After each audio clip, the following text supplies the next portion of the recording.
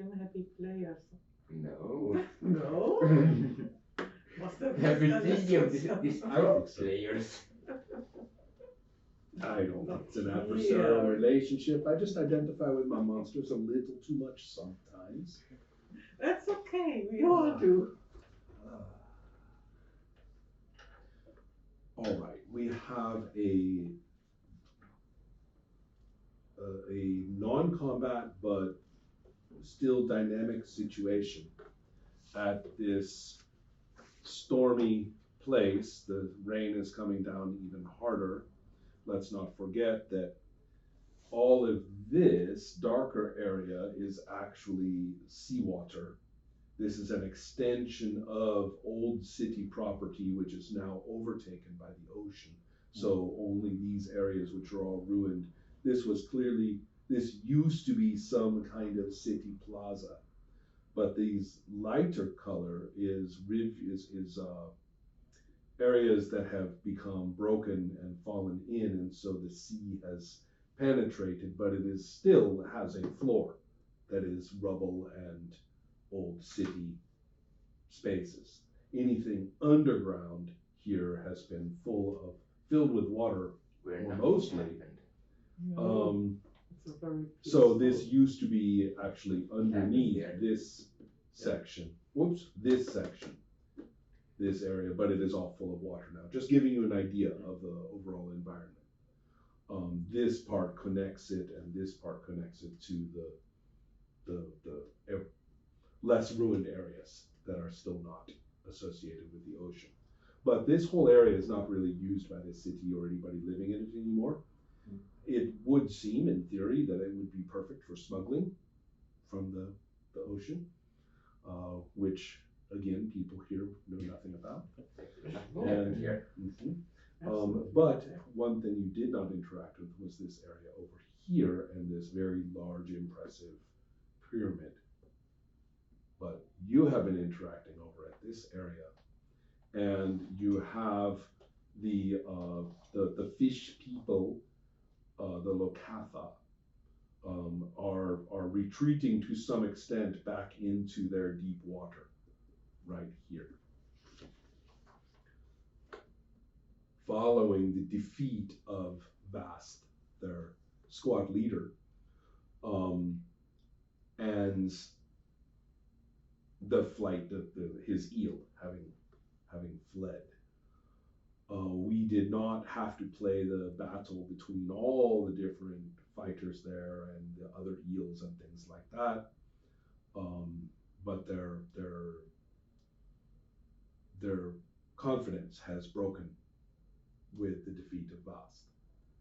So, as it turns out, looking at the numbers, he is not quite dead yet. But he has collapsed and is not pleading for his life. He realizes that he has been defeated, and at this point is, I won't say kneeling submissively, but he is not able to stand. So that is your situation with your opponent. And as I mentioned, the Kaolint, who were the people who had come down this ramp and who had exchanged missile attacks back and forth with the trebuchet battering the pyramid and them hurling heavy objects and shattering formations of soldiers and things like that. They actually have retreated back into the pyramid and the system of doors that are built actually into the staircase, so the staircase lifts up, recesses back, or does other cool things. They have fallen back, although there is still some activity there. But it looks as though the people who have been controlling the catapult are demobilizing and moving away from the catapult. So they are, the pyramid was not overcome, but Bloodhawks had come up to have come up to the base of the stairs and are taking up an effective formation against it. That is the current situation. However, they really have no way. This building is substantial enough. They really don't have the capacity to shatter the pyramid itself. I mean, even battering rams would have very little effect compared to. I mean, there's no. I don't think I have to explain. you don't take a battering ram to a pyramid. It doesn't work. But what about a siege tower? Mm-hmm. There was, but the idea was therefore they would just be able to attack from the top. They wouldn't have to fight up the stairs that way. So, but that did not get, the catapult kept that from being deployed effectively. So let's see, that's your situation, which is not immediately clear to you what to do in terms of anyone's orders or anyone's strategic statements to you. That's kind of above your head, so above your rank in the Bloodhawks. So therefore you have to make some judgments of your own about what to do. Your choices, obviously, are to slay Vasta outright, to interact with him, to communicate with to find some way to communicate with people who are technically your commanders, or anything of the sort, to get a better idea of what the Kalinth are doing. They did not look very submissive type of people, right? So there's been no indication of a defeat or a surrender or an acknowledgement of any sort of that kind. So I want to talk with everybody to get everybody kind of up to speed. If you want to say anything about what you are doing, though, let me know when it occurs to you. Well, first thing is that I will try to gather up the members of my squad. Excellent. First and foremost. Okay, that sounds like a good plan. That is you can do that. Yeah. Your bless spell has made them very pleased with you. That and helps them a lot. Find out how many of them are still not here. I believe the eel ate, or at least 8. mutilated a bunch of them, actually. The eels are back here. I think I was actually marking them down. Eels. Oh, yeah, look at that. That was the hit points that it took. I think these 3 guys, these marks are the mortalities of your squad right here. So 3 were lost. And you had at least 6 to 8, I think, with you. Yeah. So yes, they took some losses, but the survivors are very relieved and they're proud of you for your fight. Now, for the 2 of you, you have slain Gorko.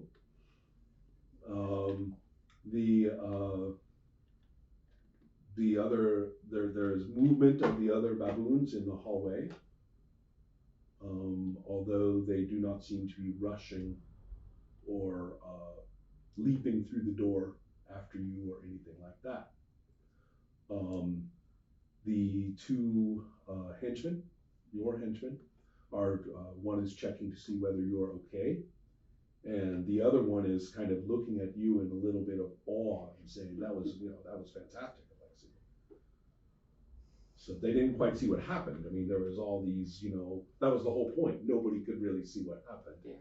And so, and the bed is I don't care. Saving throw or no saving throw, no bed lives to that amount of rounds with all that happening. The bed is completely destroyed.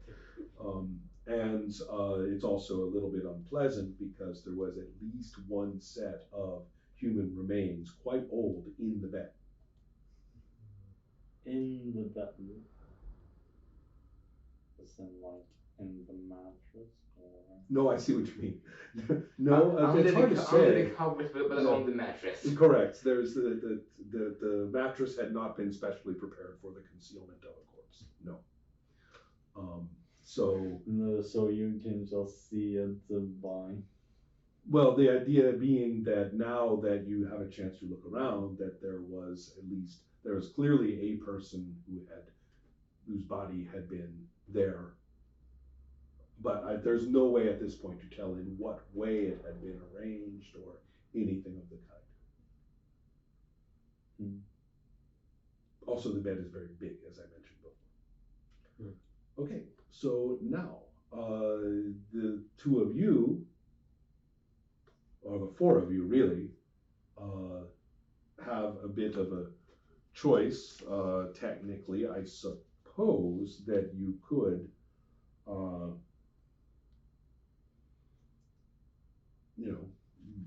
go out those big windows because they're great. Yeah, if you're on the second floor, I'm just letting you know there are these big windows, and then behind you there's the door where the baboons are gathering. And that there are a few other things that are this clearly was somebody's very elaborate bedroom. The one piece of equipment left that is not fallen into rot and disrepair is a hookah, right, to smoke. But that is the only thing that is recognizable. There was what used to be a nice mirror, but it is now all fallen to pieces and cracked. There's there used to be things laid out on a table that you would find in a bedroom. They are all old and ruined.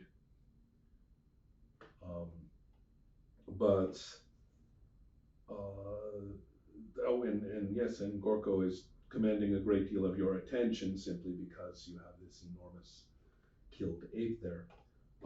Is there anything you want to do or say? Not particularly. I think we should get out of this place. Alright. But there are baboons incoming, as you know, about 4 of them. I think we heard before. Right. Can we climb down? You could climb down from the window if you wanted. If you get to work opening the old windows and things and taking a look, maybe considering, I don't know if anyone has any rope. I want to Let me check. open the window or smash the window and throw out Gorko's body. Oh, I see. Okay. Okay.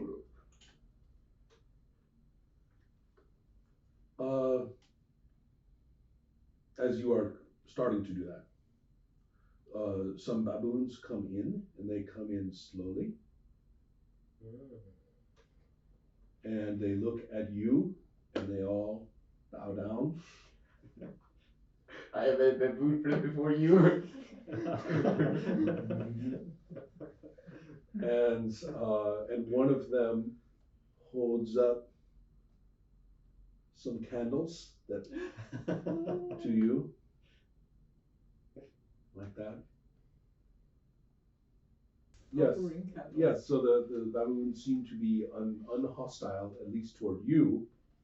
And and as you are busy cracking open the window, which is fine, unless you want to stop them, your two henchmen have kind of backed up against the window with you, having recognized that out might be the best plan, but are not yet, jumping to do so.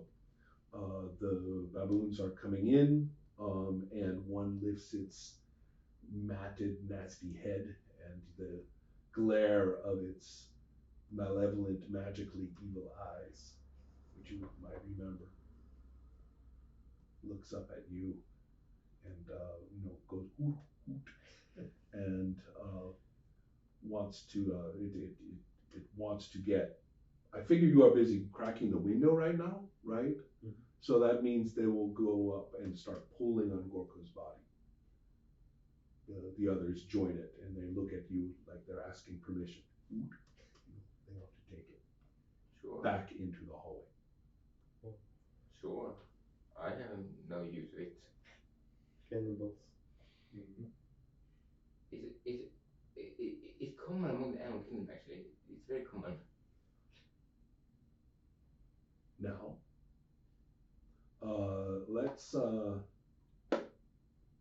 let's consider what you guys want to do. Well, these formerly hostile baboons seem to be not hostile with me, so it seems that I am at least partially safe in this house. So I'll investigate, see what I can find about who was here before, who this skeleton belonged to, why is a mutant ape here, or it was. Now, with your wisdom scores, I'm not going to give you very much information, but you are not completely deficient in wisdom either. So I can tell you one or two things. First, it will become quite clear to you especially. Oh no, you were in there too, yes. That the remains of this corpse and the various features of the room correspond very well with the coffer corpses that you fought in the building across the courtyard.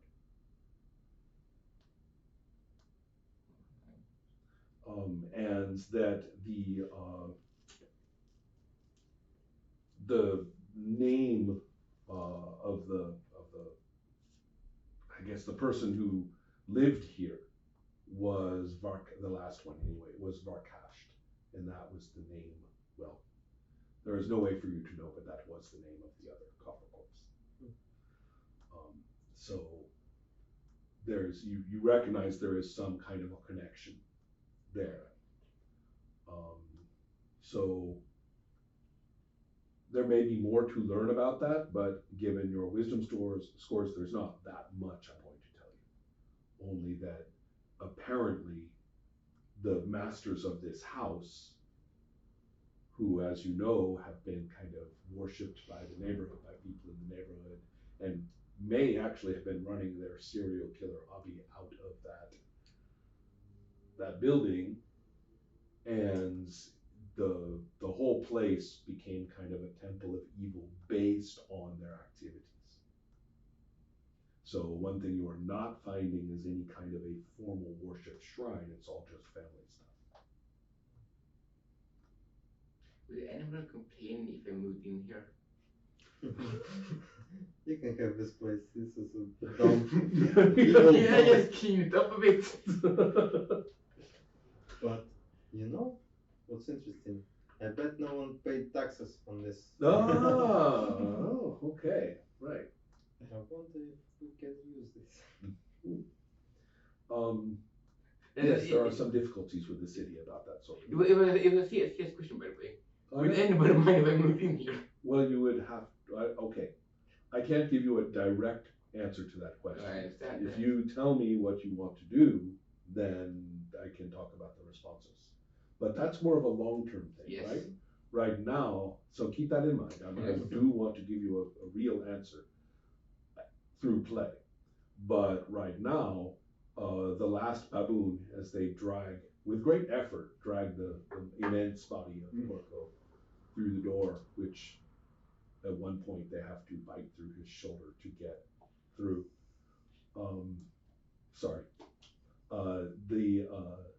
The last one will come at you and will politely pull at your cloak I follow.